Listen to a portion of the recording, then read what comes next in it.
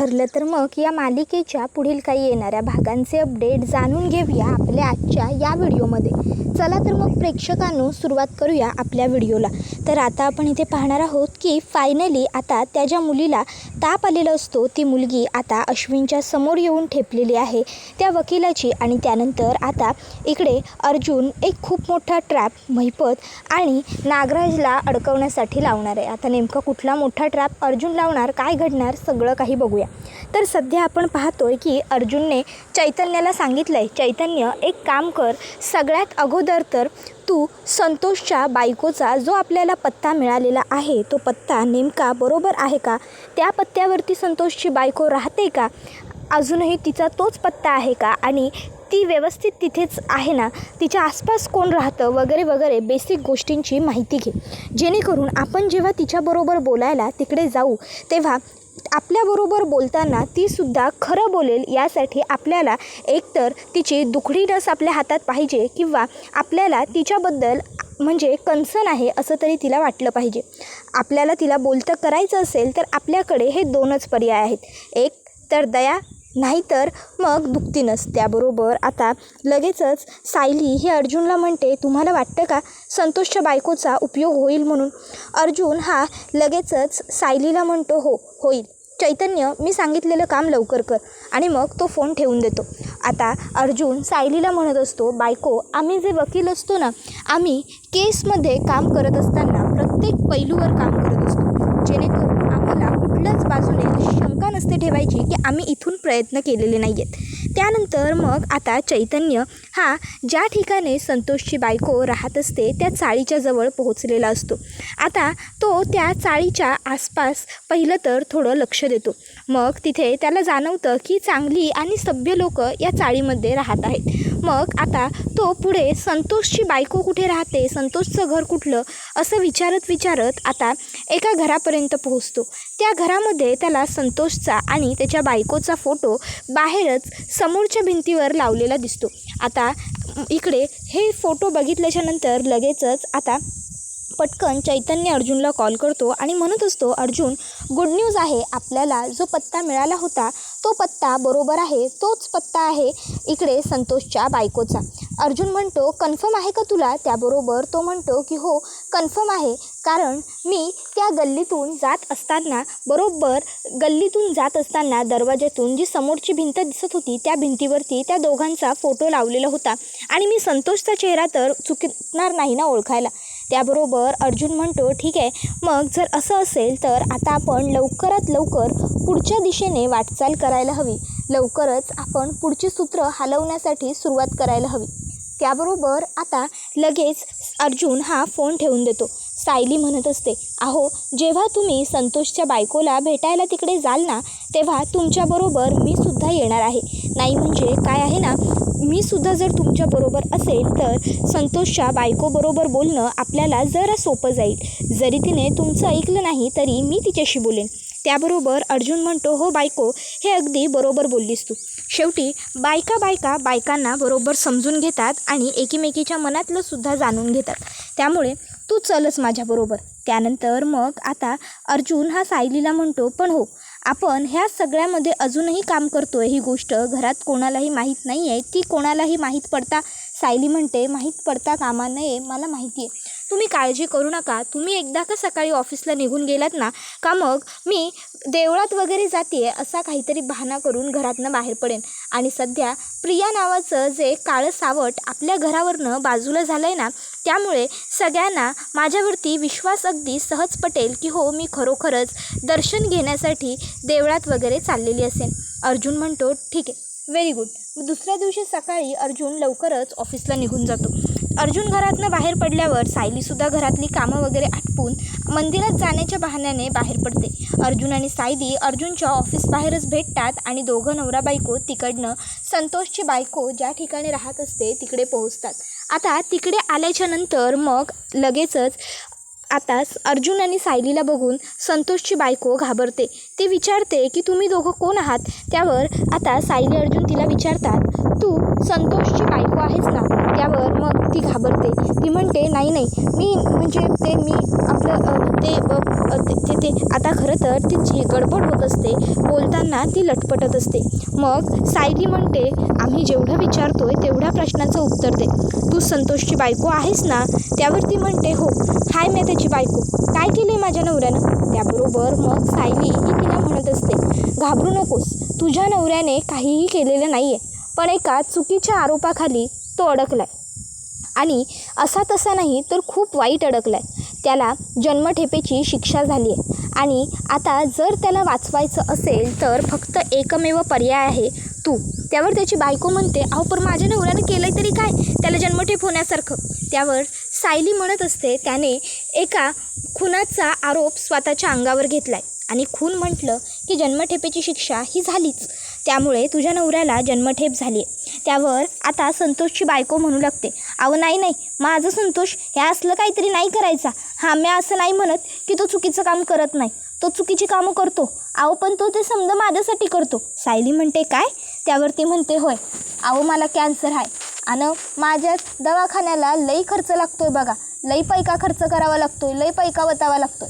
संतोषनं प्रामाणिकपणं पैका गोळा करण्याचा लई प्रयत्न केला अहो, पण आपल्यासारख्या मध्यमवर्गीय माणसांना असा हा प्रामाणिकपणे पैका वगैरे गोळा करणं नाही जमत. मग शेवटी माझ्या संतोषनं वाईट मार्ग पत्करायचं ठरवलं. त्याला माझ्या जीवापेक्षा मौल्यवान काहीच नाही असं वाटतं आणि म्हणून मग त्यानं चोऱ्या माऱ्या करायला सुरुवात केली. घरी पोलीस यायला लागले, मग चौकशा व्हायला लागल्या. मला त्रास नको म्हणून मग त्यानं मला सौतापासून लांब आणि वेगळं कुठंतरी ठेवायचं ठरवलं आणि म्हणून त्यानं मला ही खोली भाड्यानं घेऊन दिली आणि आता मी इथं राहतो आणि संतोष आमच्या जुन्या घरला राहायचा. अहो बरेच दिवस झाले संतोषचं आणि माझं काही बोलणं होत नव्हतं. काही दिवसांपूर्वी त्याला एक मोठं काम मिळालं होतं, त्याचं त्याला 4 लाख रुपये बी गावलं होतं. त्या 4 लाख रुपयातनं त्यानं माझ्या गोळ्या औषधं समजा काही आणून ठेवलं आहे 2-3 महिन्यांचं. तुम्ही काय बी करा पण माझ्या नवऱ्याला वाचवा तेवढं.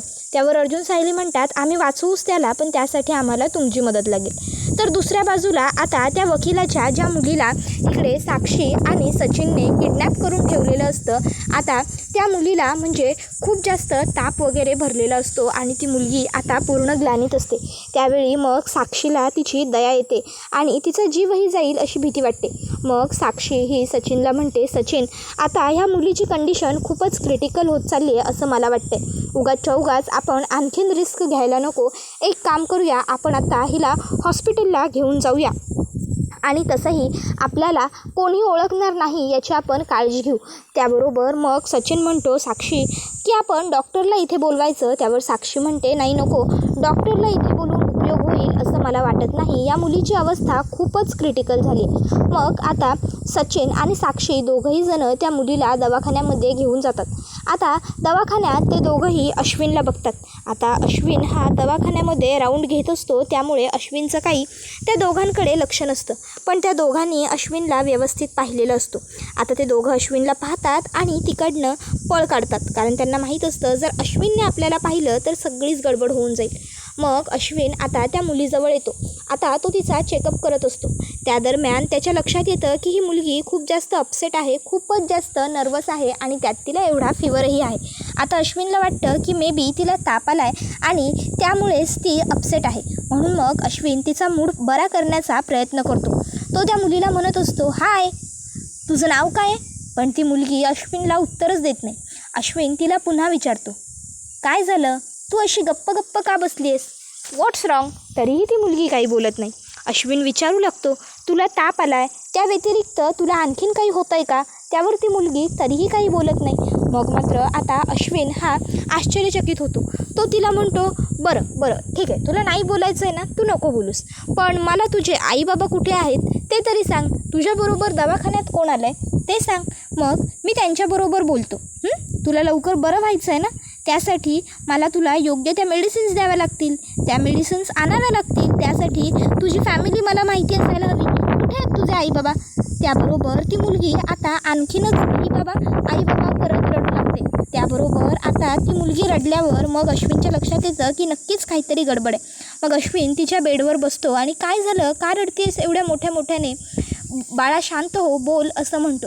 मग आता ती मुलगी अश्विनला सांगू लागते, डॉक्टर काका अहो माझ्या आईबाबांकडनं मला त्या 2 बॅड अंकल आणि बॅड आंटीने पळवून आणलं आहे. मला माझ्या आईबाबांकडे जायचं आहे. ओ काका, मला माझ्या आईबाबांकडे घेऊन जाल का तुम्ही? प्लीज. त्या अंकल आणि आंटी खूप वाईट आहेत. अहो त्यांनी मला बांधून ठेवलं होतं. त्याबरोबर अश्विन म्हणतो, काय बांधून ठेवलं होतं? बरं मला सांग, कोण होते ते? तू त्यांना ओळखतेस का? त्यावरती म्हणते, नाही, माझे बाबा ना वकील आहेत आणि त्या बॅड अंकलना आणि बॅड आंटींना कोणाला तरी सोडवायचं आहे आणि त्यासाठी त्यांनी माझ्या बाबांकडे हेल्प मागितली. माझा बाबा बोलला की मी नाही करणार तुमची हेल्प, म्हणून मग त्यांनी माझा वापर केला आहे, मला किडनॅप केलं आहे. अंकल प्लीज मला माझ्या आईबाबांकडे घेऊन जा. त्याबरोबर मग लगेचच आता तो तिला विचारतो की तुला त्यांची नावं माहिती आहेत का? त्यावरती म्हणते, नाव ते बॅड अंकल त्या आंटीला साक्षी म्हणतात आणि ती आंटी त्या अंकलना सचिन म्हणते. त्याबरोबर साक्षी आणि सचिन ही दोन्ही नावं ऐकल्याच्यानंतर मग आता अश्विनला शंका येते की कदाचित हे तेच दोघं आहेत. मग अश्विन तिच्याकडनं आणखीन माहिती गोळा करायचा प्रयत्न करतो. तो तिला विचारतो, ते दोघं कशाबद्दल बोलतात, कोणाला सोडवल्याबद्दल बोलतात? मग ती म्हणत असते, महिपतबद्दल बोलत असतात. आता हे ऐकल्यावर तर आता अश्विनला पक्की खात्री पडते की हे सगळं महिपत शिखरेला सोडवण्यासाठी चालले. मग तो त्या मुलीला सांगतो, तू घाबरू नकोस, तुला इकडनं मी नक्की बाहेर काढणार आणि तुला तुझ्या आईबाबांकडे घेऊन जाणार. तू इथे सेफ आहेस, सो रडू नकोस, डोंट वरी. आणि त्याच्यानंतर मग तो सिस्टर्सना सांगतो, सिस्टर ह्या मुलीची काळजी घ्या, हिचा डिस्चार्ज करायला कोणीही आलं, अगदी हिचे आई वडील आलेत असं जरी कळलं तरीही या मुलीला डिस्चार्ज करू नका, हिला माझ्याकडे पाठवा, हिला माझ्याकडेच घेऊन या, कळलं? हिला डिस्चार्ज देण्याची बिलकुलच घाई वगैरे करू नका. सिस्टर डॉक्टरना ठीक आहे असं सांगतात. त्यानंतर मग अश्विन ताबडतोब तिकडनं त्याच्या केबिनमध्ये येतो आणि मग तिकडून तो अर्जुनला कॉल करतो आणि म्हणत असतो, दादा अरे तो महिपत शिखरे होता ना, त्याची मुलगी ती साक्षी शिखरे आणि सचिन अस्मिताताईचा नवरा, अरे त्या महिपतला सोडवण्यासाठी प्रयत्न करत आहेत. आत्ता माझ्या हॉस्पिटलमध्ये एका मुलीला त्यांनी ॲडमिट केलेलं आहे आणि ती मुलगी एका वकिलाची आहे. अरे त्या महिपत शिखरेला सोडवण्यासाठी तो वकील नकार देत होता, म्हणून त्यांनी त्या वकिलाच्या मुलीला किडनॅप केलं आणि त्यांच्यावरती जबरदस्ती केली. पण लकीली त्या मुलीला ताप आला आणि खूप जास्त त्रास होत असल्यामुळे त्यांनी तिला हॉस्पिटलाइज केलं. पण त्यांना इकडे बहुधा मी दिसलो म्हणून त्यांनी इकडनं पळ काढला. सध्या ती मुलगी कुठे आहे अश्विन, असं अर्जुन विचारतो. अश्विन म्हणतो, दादा मी तिला इथे हॉस्पिटलमध्येच ठेवून घेतलेलं आहे. त्याबरोबर अर्जुन म्हणतो, गुड, व्हेरी गुड. एक काम कर अश्विन, काहीही झालं, अगदी काहीही, कोणीही आलं ना तरी त्या मुलीला तिकडनं डिस्चार्ज वगैरे देण्याच्या भानगडीत बिलकुलच पडू नकोस. त्या मुलीला तुझ्या जवळ ठेव, सेफ ठेव. मे बी तिकडे ते दोघंजणं तिला पळवण्याचा प्रयत्न करू शकतात पुन्हा एकदा. त्यामुळे त्यावर अश्विन म्हणतो, डोंट वरी दादा, त्यांनी कितीही आणि काहीही प्रयत्न केले ना तरीही ते नाही काही वाकडं करू शकणार आहेत. मी एक काम करतो, माझ्या मित्राचं शेजारीच हॉस्पिटल आहे अमित नावाचं, मी तिला त्या हॉस्पिटलमध्ये शिफ्ट करतो, म्हणजे पुढे काही कॉम्प्लिकेशन्सच उरणार नाहीत. त्याबरोबर मग आता अश्विनला अर्जुन विचारतो, हे पॉसिबल आहे का? अश्विन म्हणतो, खरं तर नाही, पण मी माझ्या सिनियर डीनबरोबर बोलून घेतो, त्यांना हा सगळा प्रसंग सांगतो आणि मग ते मदतीला तयार होतील. त्यावर अर्जुन म्हणतो, गुड अश्विन, गुड डिसिजन. आणि मग आता अश्विन हा ताबडतोब त्याच्या सिनियरकडे येतो आणि त्यांना आता त्या मुलीची कंडिशन सांगतो. तो त्यांना सांगतो की ती मुलगी ऑलरेडी खूप वीक झालेली आहे, ती खूप त्रासात आहे आणि त्यात त्या लोकांनी तिला किडनॅप करून ठेवलं होतं. आता ती मुलगी स्वतःच्या तोंडाने हे सगळं सांगते, पण आपण जर तिची मदत नाही केली तर ते खूप वाईट होईल. त्यावर ते डीन म्हणतात, मग आपण पोलिसांना बोलवून घेऊ, पुढचं काय करायचं ते पोलीस बघतील. त्यावर अश्विन सांगतो की या केसवर माझा दादा काम करतोय, त्यामुळे प्लीज मला मदत करा. मग त्यामुळे ते डीन मदत करायला तयार होतात आणि त्या मुलीला ते लोक अमित हॉस्पिटल नावाच्या एका हॉस्पिटलमध्ये शिफ्ट करतात. तर दुसऱ्या बाजूला इकडे आता नागराज हा महिपतवर खूप रागवलेला असतो. तो म्हणत असतो, काय रे तुला कळत नाही का, तुला अक्कल नाही आहे का? महिपत, अरे मी तुला कितींदा समजवलं की आपण दोघंच जण आहोत एकमेकाच्या जीवाभावाचे, एकमेकाच्या जीवासाठी. अरे त्या माणसाने, त्या गुंडाने, त्या मूर्खाने माझ्यावरती एवढा मोठा जीव घेण्या हल्ला केला आणि तू काय केलंस? तू काहीही केलं नाहीस. तू इथे निवांत बसून शांतपणे तमाशा बघितलास. अरे उद्या जाऊन जर त्याने तुझा गळा पकडला असता तरी पण मी असा शांत बसलो तर तुला चालेल का? सांग ना, बोल. मी जर तुझ्या जागी असतो ना महिपत, तर मी असा गप्पा बसलो नसतो. माझ्या मित्राचा जीव वाचवण्यासाठी मी नक्की पुढे आलो असतो. हां, मला माहिती आहे माझ्या अंगात तुझ्या इतका किंवा त्याच्या इतका जोर नाही आहे, पण तरीही मी 2 फटके खाल्ले असते, पण तुला वाचवायला पुढे सरसावलोच असतो. पण तू मैत्रीत असा विचार केला नाहीस. तू विचार केला, जाऊ दे, मरतोय ना हा, यालाच मरू दे, मी कशाला जाऊ, मी कशाला मरू. बरोबर ना महिपत? आज तू जे काही वागलास ना ते पूर्णपणे चुकीचं आहे. मला तुझं वागणं बिलकुलच पटलेलं नाही आहे, आवडलेलं नाही आहे. लक्षात ठेव महिपत, पुन्हा असा वागू नकोस. शेवटी आपण दोघं जिगरी आहोत, लंगोटी यार आहोत. तुला आठवत आहे ना? अरे आपण दोघंजण एकमेकांना मदत करू शकतो इकडनं बाहेर पडायला. त्यावर आता लगेच महिपत म्हणतो, मी जे काही बोलेन ते आता शांतपणे ऐकून घ्यायचं. हे चबर चबर चबर चबर चबर चबर चालणारं तोंड बंद करायचं.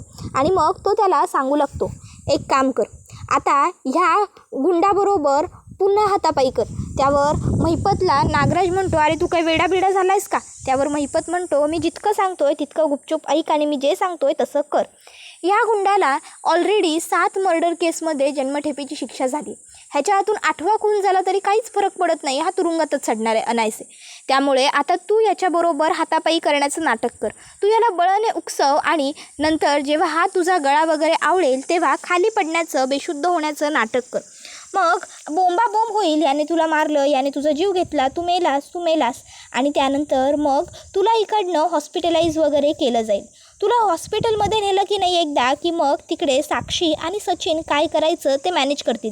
ते बरोबर तिकडनं तुला बाहेर काढतील आणि एखादी दुसरीच कोणाची तरी डेड बॉडी सबमिट करतील. समजलं का? आता हे सगळं जेव्हा महिपत बोलतो तेव्हा नागोबा म्हणतो, म्हणजे जशी खोटी प्रतिमाची बॉडी मॅनेज केली होती आणि साक्षीची तसं. त्याबरोबर महिपत म्हणतो, तिचं नाव घेऊ नकोस. त्यावर लगेचच नागराज म्हणतो, खरंच यार महिपत, तू किती हुशार आहेस. चालेल, तू जसं म्हणशील तसंच होईल. वा दोस्ता, आज मला कळलं की तू इतका हुशार कसा काय आहेस ते. नागराज याला महिपत म्हणतो, तू हुशार नाही आहे ना, म्हणून मी हुशार आहे. समजलं का? मी जेवढं सांगितलं आहे तेवढं कर, जास्तचं डोकं लावू नको. त्यावर मग आता लगेचच नागराज हा होकार देतो. आणि आता रात्रीच्या जेवणाच्या वेळी जेव्हा सगळे कैदी जेवायला जात असतात तेव्हा मुद्दामून नागराज त्या कैद्याला धक्का देतो. आता धक्का दिल्याबरोबर लगेचच तो कैदीसुद्धा भडकतो आणि तोसुद्धा आता मागे नागराजकडे वळतो. तर नागराज त्याला म्हणतो, सकाळी खूप मस्ती आली होती का तुला? खूप जोर आला होता का? माझ्या ताटातली पोळी हिसकावून घेतली होती ना? आता बघ मी तुझं काय करतो, तुझं अख्खच्या ताटच हिसकावतो. त्यावर तो कैदी भडकतो आणि लगेचच नागोबाचा गळा आवळत म्हणतो, काय माझ्या ताटातली पोळी हिसकवणार तू? माझं ताट हिसकवणार? आणि आता तो गळा पकडतो नागराजचा. त्याबरोबर लगेच सगळे कैदी तिकडे गोळा होतात. आरडाओरडा होतो, बघा इकडे काय सुरू आहे असं. त्याबरोबर लगेचच आता तिकडनं पोलीस धावत येताना बघून नागोबा बेशुद्ध होतो, म्हणजे बेशुद्ध झाल्याचं नाटक करतो. आणि लगेचच आता त्या ठिकाणी महिपत तर कांगावा करायला सुरुवात करतो, मेला माझा दोस्त मेला, माझा दोस्त मेला, माझ्या दोस्ताला ह्यानं मारून टाकलं, माझा दोस्त गेला, माझ्या दोस्ताला मारलं. त्याबरोबर मग आता त्या ठिकाणी ताबडतोब पोलीस येतात आणि आता पोलीस तिकडे आल्याबरोबर तो माणूससुद्धा गळा सोडतो. तर आता इकडे महिपत हा मात्र मनातल्या मनात म्हणत असतो, आता नाग्यानं काही चूक करायला नको. आता जर थोडक्यापुरतं नाग्या उठला तर मात्र सगळी गडबड होईल. नाग्या गुपचूप पडून राहा, जोपर्यंत मी काही खुणवत नाही तोपर्यंत तरी पडून राहा, असं सगळं महिपत मनातल्या मनात म्हणत असतो. आता पोलीस तिकडे उभ्या असलेल्या सगळ्या कैद्यांना इकडे तिकडे बाजूला पाठवेपर्यंत महिपत पटकन नागराजच्या जवळ येतो आणि नागराजच्या कानात पुटपुटतो, हे बघ, आता जोवर मी सांगत नाही तोवर डोळे उघडू नको, हलवू नको, काही करू नको. आत्ता खेळ मेन रंगात आलेला आहे, त्यामुळे काही नको जो अंगलट येईल. समजलं का? त्याबरोबर मग नागोबा फक्त होकारार्थी मान डोलावतो. महिपत म्हणतो, मानसुद्धा हलवू डुलवू नको, शांत राहा. त्यावर नागराज हा असा आवाज करतो.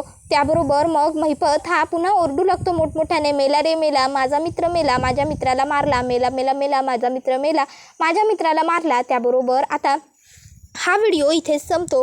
व्हिडिओ आवडला असेल तर व्हिडिओला लाईक करा, चॅनलवर नवीन असाल तर चॅनलला सबस्क्राईब करा आणि बेल आयकॉन आठवणीने प्रेस करा, जेणेकरून तुम्हाला पुढच्या प्रत्येक व्हिडिओचं नोटिफिकेशन मिळत जाईल आणि सर्व व्हिडिओंचा आनंद हा अगदी उत्तम पद्धतीने घेता येईल. चला तर मग प्रेक्षकांनो, आजच्या पुरतं इथेच थांबूया. पुढचा व्हिडिओ येईपर्यंत या व्हिडिओचा छान पद्धतीने आनंद घेत राहा.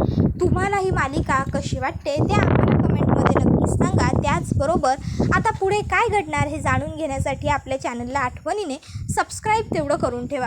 टाटा बाय बाय, धन्यवाद, take care all of you.